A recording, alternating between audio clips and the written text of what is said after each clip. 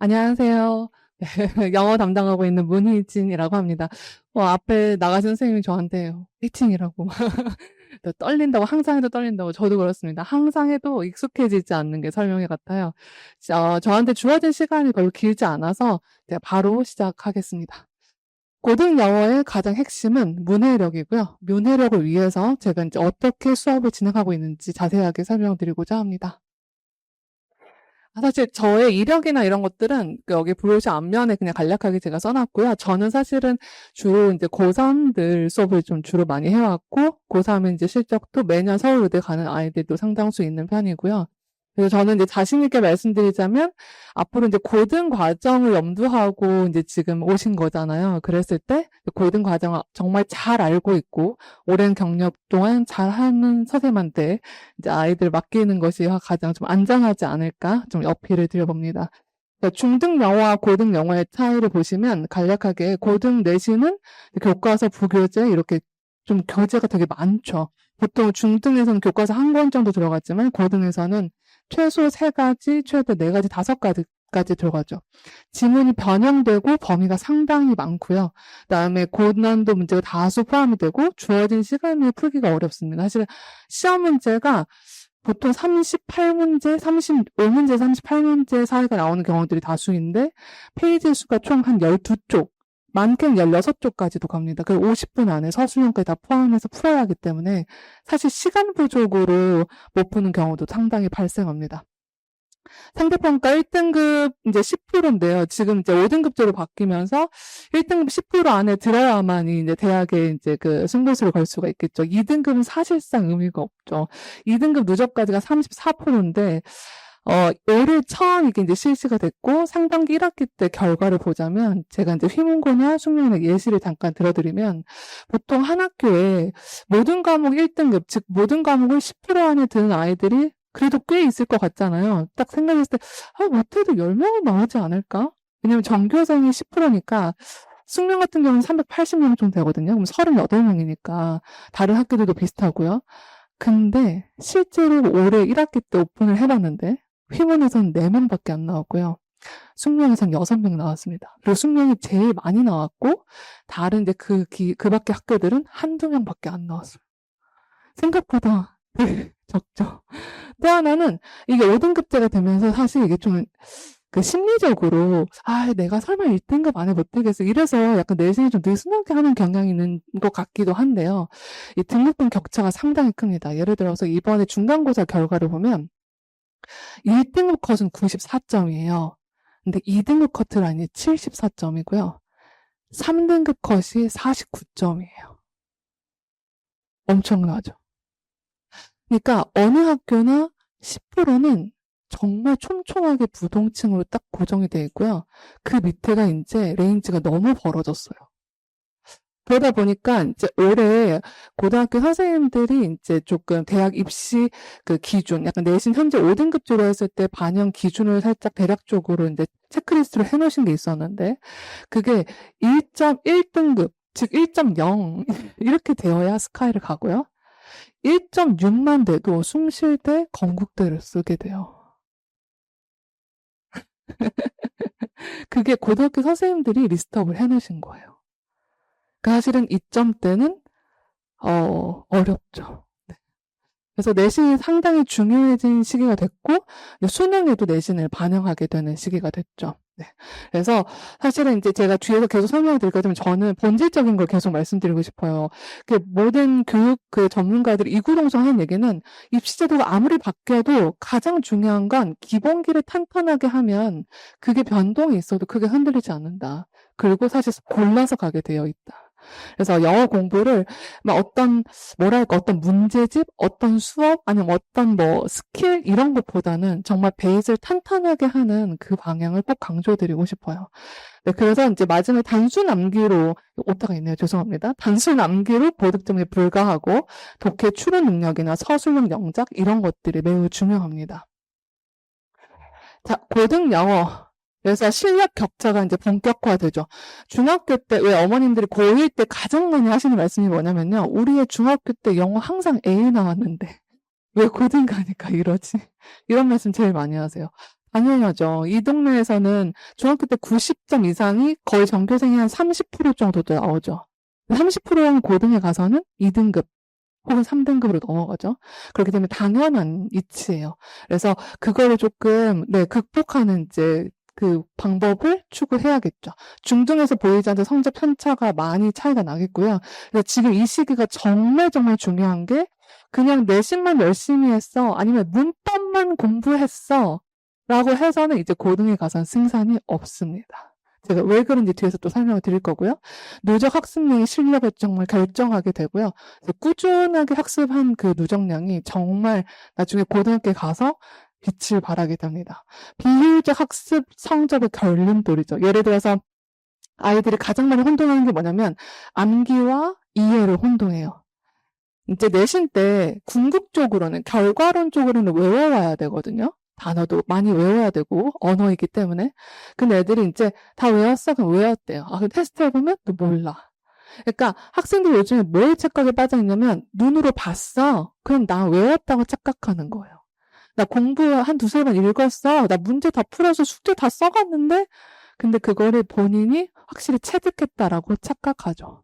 그래서 확실히 암기까지 가는 훈련을 반드시 해야 합니다. 시간 활용도 되게 미숙하죠. 막 약간 진짜 그냥 늘어지게 앉아서 공부하거나 시간 체크를 안 하면서 그냥 그 양적인 것만 공부하거나 오랫동안 독서실에 앉아있기만 하거나 그런 모든 습관들을 지금 다 점검해야 되는 때입니다. 그래서 올바른 학습법을 반드시 네, 개선해 나가도록 해야 됩니다. 차이를 만드는 학습 전략이 반드시 필요하죠. 지금부터는 제가 내신 기출문제 샘플을 살짝 보여드릴 건데요.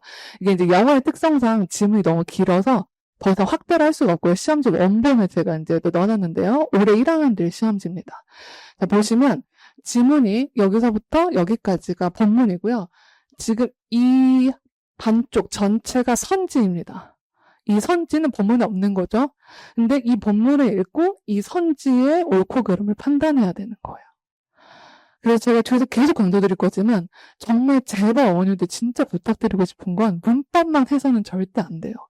고입 가기 전에 정말 문법을 막 여러 번 돌려요. 물론 중요하죠. 문법 정말 중요해요. 중요한데 거기까지가 다가 아닙니다. 그래서 이 독해력이 돼야만이 이 문제를 시간 안에 풀어낼 수 있습니다. 문제 정말 길죠. 이게 지금 한 문제예요. 이건 숙련 기출이었고 이건 희문고 기출인데요. 희문고 기출 같은 경우는 지금 이게 한 지문인데 오른쪽에 서술형이 어떻게 나와 있냐면 제가 살짝 읽어드릴게요. 글씨가 작아가지고 다음은 앞에 그 A, B를 읽고 두 학생이 나눈 대화이다. 그 대화의 말미에 이 빈칸에 들어갈 문장을 주어진 조건을 이용해서 영작하시오. 이게 내신입니다. 그러니까 본문을 단순 암기했다고 해서 영작을 할 수가 없겠죠. 내용을 이해하고 조건에 맞춰서 영어 구조를 써내려갈 수 있는 훈련이 돼야만이 가능합니다. 오른쪽도 이게 전부 다 서술형이고요. 이게 다 단어 조건을 가지고 변형해서 영작하는 겁니다. 이렇기 때문에 4명밖에 안 나오는 것 같아요. 그 다음에 이거는 이제 중동고 내신 기출문제인데요. 중동고는 유명해요. 어렵기로. 이게 지문이 이제 하나인데요. 여기에 대해서 역시 이것도 길게 읽고 선지를 이제 다 영어로. 질문도 영어고 선지도 전부 다 영어인데요. 이 선지의 단어가 좀 어려운 단어가 많이 섞여 있어요. 그래서 선지에서 단어 뜻을 모르면 또 이걸 판단할 수가 없어요. 내신 때 내용을 열심히 공부했다 하더라도요. 그래서 어휘가 또 엄청 관건이고요. 그다음에 오른쪽도 마찬가지로 엄청 길죠. 지금 이 서술형 같은 경우는 뭐가 문제냐면 이 지문의 끝부분에 본문에 없는 문장을 추가하셨어요. 그 추가한 문장이 한국어 해석을 친절하게 주긴 했는데 이 해석에 맞춰서 영작을 했을 때 그 그 영작 단어 배열 중에 1, 2, 3, 4번에 들어간 단어를 특별하게 써서 내야 되는 거예요. 그러니까 너무 복잡하죠. 여러 번 생각해야 되고 그래서 계속 강조드리고 싶은 건 문법은 그냥 깔고 있는 거고요. 당연하게 독해와 어휘, 영작 이게 정말 중요한 포인트입니다. 자, 모의고사도 보시면 왼쪽은 고1 모의고사인데 약간 뭐 간격도 좀 넓고 여백도 많죠. 오른쪽이 고3 모의고사 기출이고요. 네, 조금 구체적으로 보시면 자, 고1 모의고사는 한 문장의 길이가 그냥 이렇게 한두 줄 정도밖에 안 되죠. 근데 고3 모의고사는 한 문장의 길이가 이게 한 문장입니다. 한 문장을 이만큼, 읽어내려가야 되는 거죠. 그래서 아이들이 이제 시켜보면 어렸을 때 제가 이제 공부할 때, 영어 공부할 때 절대로 해서는 안 되는 몇 가지 습관이 있습니다. 일단 한국어로 직역하는 거, 직독직해 절대 안 되고요. 한국어 해석을 쓰는 거 절대로 안 되고요. 한국어 해석지를 읽는 것, 참고하는 것 절대 안 됩니다. 방금 모의고사나 내신에서도 보셨겠지만 한국어 해석지 주지 않죠. 해석지 읽는다고 해도 되는 게 아닙니다. 그리고 그 하나하나 단어를 다 직독으로 직역하고 있는다고 해서 내용을 확실히 이해하느냐? 그렇진 않아요. 그 아이들 한국어 해석으로 써오라는 숙제가 간혹 있더라고요. 그걸 보면 이제 아이한테 물어보죠. 너 이거 지금 한국어 해석 쓰라는 숙제를 열심히 했는데 그럼 이 지문이 무슨 내용인지 설명할 수 있어? 몰라요. 그냥 단어 1대1 매칭으로 배열한 것뿐이에요. 글을 읽을 때도 그렇게 하죠. 저희도 사실 예전에 영어 공부할 때 그런 기억들이 있을 것 같아요. 머릿속으로 한국어로 한번 이렇게 쭉 해석하고 다시 또 이렇게 돌아가. 그렇게 하기에는 시간이 없어요. 그리고 그거는 영어 읽기가 아닙니다. 영어는 영어적 뉘앙스로 캐치하는 게 중요합니다. 그래서 그 훈련을 지금부터 반드시 해야 됩니다. 자, 그럼 이제 모든 언어의 기본 시스템인데요. 언어의 기본 구조는 어휘와 문법을 기본 소스로 바탕으로 해서 이 4가지 영역을 발달시키는 겁니다. 그런데 우리가 이 중에서 보통 문해력이라고 하는 건 독해에 해당되고 조금 더 폭넓게 보자면 쓰기 영역까지가 문해력에 들어가죠. 그래서 고등 과정에서는 독해와 쓰기를 집중적으로 훈련한다고 보시면 되겠습니다. 자, 그렇다면 이제 제가 지금부터 진짜 본론인데요. 앞에서 지금 내신 샘플도 보여드렸고 여러 가지 말씀을 드렸죠.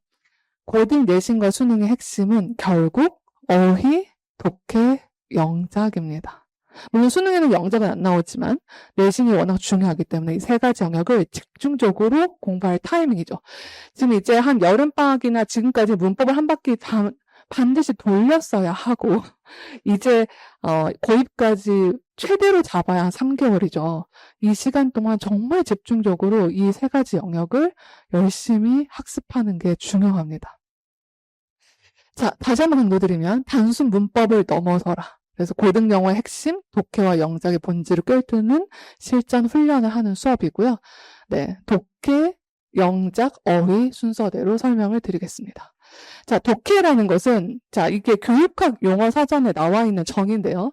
글을 읽어서 뜻을 이해하는 거나, 독해는 연계된 생각 속에 숨겨져 있는 구성적 활동이다. 행간의 의미를 이해한다는 거죠. 그래서 구성적 활동이라는 건 단순한 정보 나열이 아니라, 즉, 단순 직독직해가 아니라 그 정보를 토대로 깊이 있는 이해를 하는 것이다. 그래서 계속 강조드리고 싶은 건 단순히 그냥 구조만 많이 끊어읽기를 한다고 해서 뭔가 밑줄을 많이 친다고 해서 독해를 잘하느냐 절대로 아닙니다. 그래서 그런 습관들 다 지향하면서 진짜 독해를 해나가야 되죠. 자, 제가 샘플을 하나 넣었는데요. 이 지문이 이제 9월 평가원 고3 모의고사에 나왔던 지문이고요. 참고로 고1 내신의 보통 난이도는 고2 모의고사 수준 정도로 나옵니다. 시험 범위는 고1 모의고사가 들어갔지만 아까 제가 기출 보여드렸듯이 지문이 길고 단어가 정말 장난이 아니에요. 단어가 정말 어렵게 나오거든요. 고1 내신에서도. 그래서 고2 모의고사 이상 수준으로 공부를 반드시 해야 되고요. 이 모의고사 지문이 빈칸 문제 유형이었는데 이게 상당히 상위권에서도 많이 틀렸던 유형이에요. 보시면 제가 이제 독해를 할 때 아이들한테 항상 훈련시키는 게 이 오른쪽에 있는 건데요. 보통 모의고사나 독해 지문을 공부할 때 아이들이 그냥 문제 풀어 그럼 율땡 따다다다 따다다다 무턱대고 여러 번 읽죠. 근데 두세 번 읽었는데도 답이 뭐지? 확신이 없어요. 왜 그러냐면 소재를 잡고 읽질 않아서 그래요. 모든 지문은 글의 초반에 핵심 소재, 즉 나 지금 무슨 얘기 하려고 해를 던집니다. 그 화두를 잡고 끝까지 읽어 내려가는 게 가장 중요합니다. 그래서 소재와 주제문을 찾는 훈련이 결국 정답에 맞추는 직결되는 훈련이거든요. 그래서 소재, 그다음에 주제, 그다음에 주제를 얼마나 재진술하고 있는지, 그다음에 답의 근거, 또 연결을 염두에 가면서 글을 읽고 글의 중요한 부분과 그렇지 않은 부분들을 잘 선별해 가면서 읽는 훈련을 해야 됩니다. 그래서 결국 그게 직역이 아니라 의미를 이해하는 훈련이죠. 예를 들어서 이 지문 같은 경우 첫 번째 문장에 보면 동물들이 manipulate the perception, 인지를 조종하는 능력을 가지고 있다라고 언급을 해요. 이게 이제 서두의 일반적인 진술을 딱 던지죠. 아, 동물은 인지를 약간 조작해 자기네 유리한 대로 던져주고 중간에 어떤 내용이 나오냐면, 아, 수컷이 암컷을 유혹하려고 엄청 멋진 구조물을 만드는 과정이 나옵니다. 그래서 아이들이 이 구조물을 만든다만 생각하고 답을 뭐로 썼냐면, 여기서 decorating skill 를 답으로 진짜 많이 썼어요. 제일 많이 나온 오답이 이겁니다. 데코레이팅 스킬은 이제 꾸미는 그런 능력을 보여준다. 이런 동물이 여기서는 그걸 만드는 데 있어서 뭔가 잘 꾸미고 장식을 하는 기술을 보여주는 거다. 이런 엉뚱한 답을 골라냈죠. 근데 사실 이 질문은 처음에 아까 말씀드렸듯이 인지를 조작하는 거고, 그 다음에 예시에서 쭉 가다가 벗이 등장하죠. 그럼 벗 뒷부분이 완전 중요한 내용이겠죠. 앞에서 이렇게 만드는 과정이라는 게 단순히 아무렇게나 하는 게 아니야. 전략이 있어. 그 과정에서 뭐가 생기냐면 퍼스펙티브가 생겨. 그래서 퍼스펙티브의 뜻은요, 관점이 아니고 원근법이란 뜻입니다. 문제는 여기서 또 한번 걸리죠. 대부분은 관점 이렇게만 알고 있거든요. 그래서 원근법이란 뜻이에요. 그래서 그 구조물을 만들 때 원근법이라는 원리를 작용시켜서 한다. 그리고 마지막에 그렇게 해가지고, 자, 실험의 결과죠. 항상 서제스 대절은 중요한 주제문을 얘기할 때 쓰는 패턴이거든요. 그 문장이 이제 핵심이겠죠. 그래서 수컷들이 암컷을 꼬드기려고 이 구조물을 만드는데, 그때 자기의 어떤 크기를 더 멋지고 크게 보여주려고 그 구조물을 어떤 식으로 만든다라는 내용이 중간에 쭉 나옵니다. 다시 한번 정리하자면, 인지를 조작하는 거, 그걸 어떤 식으로 원근법을 사용해서, 그리고 그 원근법이라는 게 자기의 모습을 더 크게 보이게 만드는 답은 어떻게 되냐면요, 여기서 perceptual biases가 답입니다. 정답지 해석은 지각적 편향이라고 나오죠. 근데 이 편향이라는 단어는 본문에 한 번도 안 나옵니다. 그치만 이 과정이라는 게 아까 인식을 왜곡 조작한다고 그랬죠. 조종하고. 그래서 실제 크기와 더 크게 보이거나 작게 보이게 하거나. 그 의미가 요거다라는 걸 골라내는 그 연결성을 파악해야 돼요. 그래서 다시 한번 강조드리지만 단어를 직역한다고 해서 답을 고를 수 있는 게 아니고요. 단순히 내용을 해석할 수 있다고 해서 답을 고를 수 있는 게 아닙니다. 본문을 그냥 애들이 대체적으로 만드는 과정이구나 다 파악했기 때문에 가장 많이 나온 게 데코레이팅 스킬이겠죠. 그렇지만 여기서 핵심은 그게 아니었죠. 다시 한번 강조하지만 소재와 주제를 파악해가는 그 과정이 정말 중요하고 그 훈련을 반드시 해야 됩니다. 내신도 마찬가지로 이렇게 나오죠. 자, 두 번째, 영작인데요. 영작은 고등서술형을 대비한 필수 구문 중심 영작 훈련을 할 거고요. 제가 이제 실제로 수업 시간에 하는 그런 패턴인데, 이제 이번 시즌3에서는 이제 시즌2까지는 단순히 문장만 이렇게 영작을 했다면, 시즌3에서는 아까 내신에 나온 것처럼, 지금 방금 앞에 보였던 그 지문을, 자, 윗글을 읽고 보기의 표현을 모두 사용하여 조건에 맞게 주제문을 완성하시오. 이게 이제 내신 스타일이거든요. 그래서 본문 독해 지문을 읽고 이렇게 요약 영작하는 훈련을 할 겁니다. 그래서 저희가 수업 시간에 이걸 계속 몇 시간 테스트를 볼 거고요. 자, 두 번째 타입 영작은 이제 기존에 했던 거를 조금 더 계속 이어서 발전시켜서 할 건데, 다음 주어진 문장을 조건에 맞게 완성하시오. 우리 조건을 주고 이 문장을 주어진 단어만 활용해서 영작을 하는 거죠. 딱 보시면 아시겠지만 보기는 몇 단어 주어지지 않았죠. 근데 문장은 훨씬 더 길죠. 아까 회문구 기출이나 타학교 기출들 이렇게 참고로 이제 보여드렸지만 다 이런 식으로 시험 문제가 나옵니다. 실제로 그리고 여기 보시면 원문은 이렇게 생겼죠. 근데 이거를 이런 식으로 구조를 변형해서 영작해야 되는 게 학교 시험 스타일입니다. 제 영작은 정말 자신 있게 또 가르쳐 줄 수 있는 게, 보통 아이들이 영작을 할 때 어떻게 하냐면 뭐지, 어떻게 하지? 막, 그래서 막 그냥 눈에 보이는 대로 막 단어를 막 콩글리시로 막 이렇게 나열하잖아요. 그러면 안 되고요. 항상 영작을 할 때는 뭘 떠올려야 되냐면, 뭐가 뭘, 이걸 떠올려야 됩니다. 자, 여기 예문이 과학의 발전함에 따라 어떤 주장이든 과학적이라는 이름을 붙일 수 있을 때만 이게 진짜라고 증명될 수 있다고 상정하는 경향이 나타났다. 이게 기출문제인데요.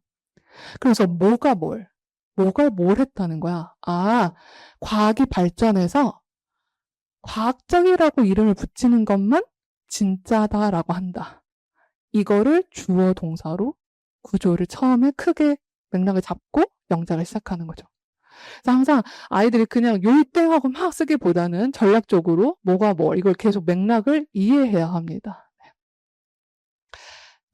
세 번째, 어휘입니다. 자, 어휘는 아까 제가 말씀드렸듯이 어휘력 강화와 맥락에 따른 의미 확장. 아까 본문에 나왔듯이 퍼스펙티브가 관점 아니고 원근법이라는 뜻까지 알고 있어야 되겠고요. 플라스틱이라는 단어, 이게 단대보고 1학년 내신에 나왔던 건데요. 이게 진짜 많이 이슈가 됐던 건데, 플라스틱 하면 그냥 저 플라스틱 생각하잖아요. 근데 플라스틱이 유연성이라는 뜻이 있거든요. 근데 그게 내신에 나와요. 시험 보면 한 번도 안 나왔는데. 그러니까 그 정도로 어휘의 폭이 넓어야 돼요.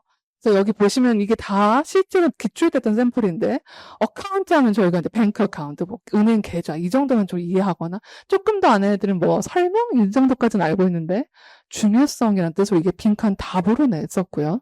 그 다음에 affect도 영향이 아니라 감정이라는 뜻이 있고요.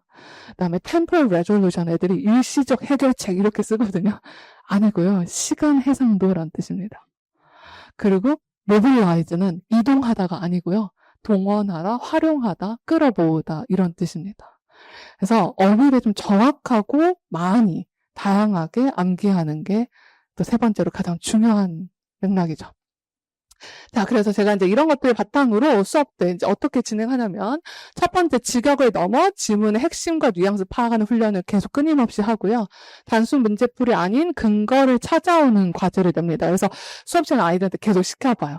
아, 이거 소재가 뭐야? 이거 주제문이 뭐야? 답 근거가 어디 있어? 이거 왜 답이 안 돼? 이런 식으로 계속 Q&A를 하는 스타일이고요.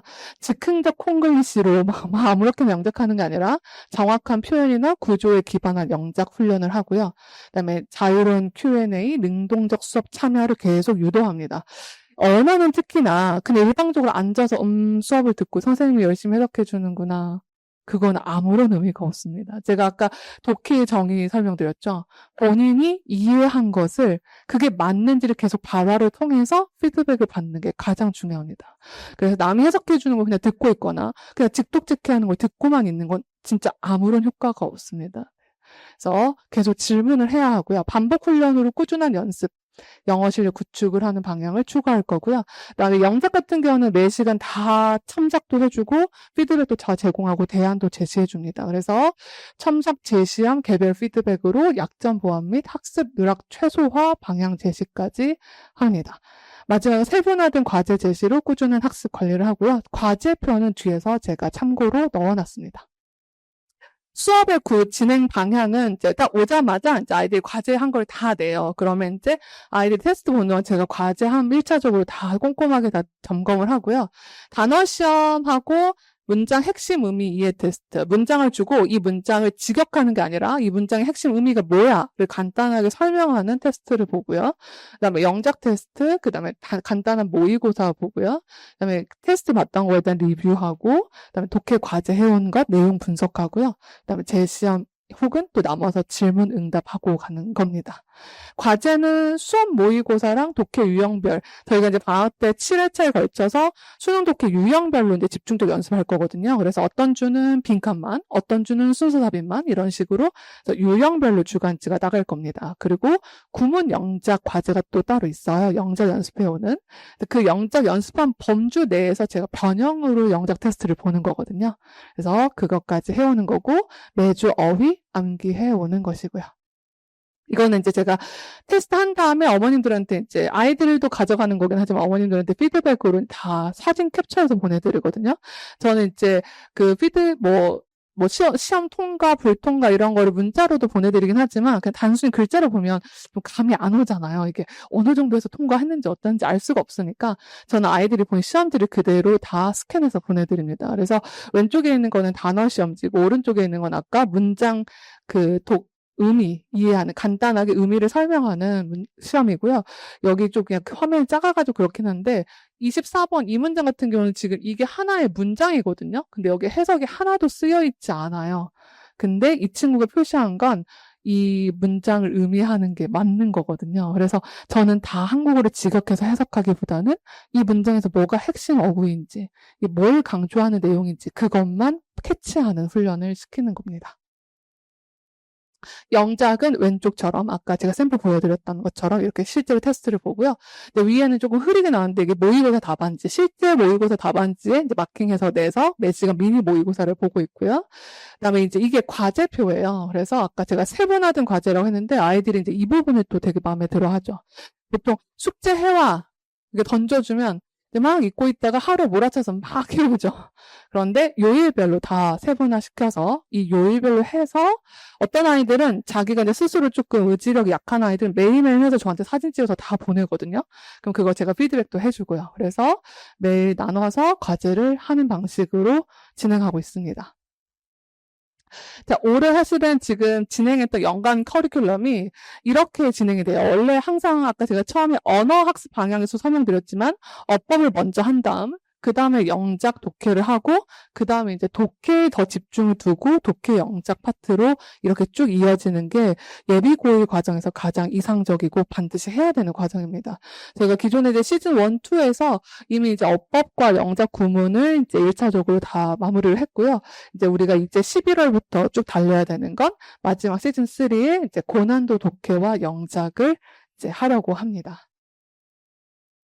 다시 한번 이제 제가 오늘 막 길게 설명드렸는데 핵심만 다시 한번 정말 강조해 보이고 싶은 건 문해력을 위한 확실한 로드맵. 그래서 독해, 단어 직역이 아니라 의미 이해 중심 독해를 해야 된다. 아까 그 긴 짐을 읽어내려고 하는 걸 다 일일이 직독직해를 하는 것이 아니고요. 의미를 확실히 파악하고 핵심이 무엇인지를 캐치해가는 그 독해 훈련을 할 거고요. 그다음에 정확한 구조와 표현 기반에서 영작 훈련을 하는 거고요. 마지막 어휘력. 네, 정말 많이 외워야 됩니다. 진짜 많이 외워야 돼요. 단어가 많이 단어 그 능력이 많을수록 높을수록 진짜 수월해요. 속도가 달라지고요. 훨씬 시간적으로도 세이브가 되고 더 빨리 갈 수 있습니다. 그래서 단어도 많이 강조하고 있습니다. 네, 마지막으로 이제 저희가 시즌 3는 입반 테스트가 또 있어요. 그래서 테스트를 보고 제가 이제 테스트 채점해드리면서 간략하게 상담 원하시면 또 상담도 해드리고요. 테스트 본 흔적을 보면 보통 아이들이 어떤 식으로 했는지는 알 수 있잖아요. 네, 그래서 이제 그런 식으로 진행을 할 겁니다. 네, 참고해 주시고요. 네, 나머지 제가 뭐 부수적인 내용들은 여기에 다 적어놓긴 했는데 제가 이걸 다 설명드리진 않았고요. 이거는 댁에 가셔서 책은 읽어보시면 좋을 것 같습니다. 그러면 여기서 마치겠습니다. 감사합니다.